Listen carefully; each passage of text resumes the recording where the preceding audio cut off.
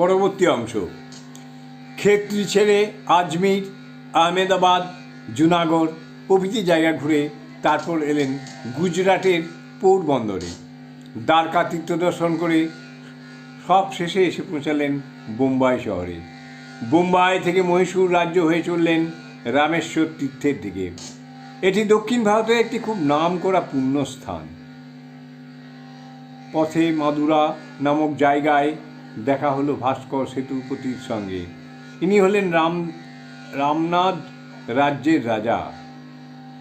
ইনিও স্বামীজির শিষ্য হলেন। সাধারণ লোকের মধ্যে শিক্ষা ছড়িয়ে দেওয়ার জন্য স্বামীজি তাকে অনেক উপদেশ দেন। চাষবাসের কি উন্নতি করা যায় সে বিষয়ে আলোচনা করেন। ভারতের সমস্যাগুলি কি করে দূর করা যায় তার পথ দেখিয়ে দেন। সন্ন্যাসী শুধু রাজাদের কাছেই যেতেন না, দীন দুঃখী মানুষদের কাছেও যখন তখন যেতেন। তার কাছে তো কোনো ভেদাভেদ ছিল না, তবে রাজাদের কাছে যাওয়াতে আর একটা কারণ ছিল। তিনি বলতেন, একজন রাজাকে সৎ পথে আনতে পারলে অনেক কাজ হয়, শত শত প্রজার মঙ্গল হয়।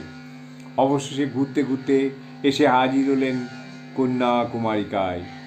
এ জায়গা ভারতের সব চাইতে দক্ষিণ সীমায়।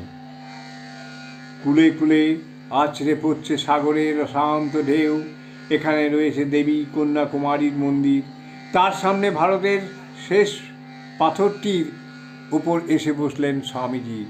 হৃদয়ে আজ কত ভাবের আলোড়ন। এই সেই ভারত, এই সেই প্রাচীন ঋষির দেশ। জয়তু স্বামীজি। ক্রমশ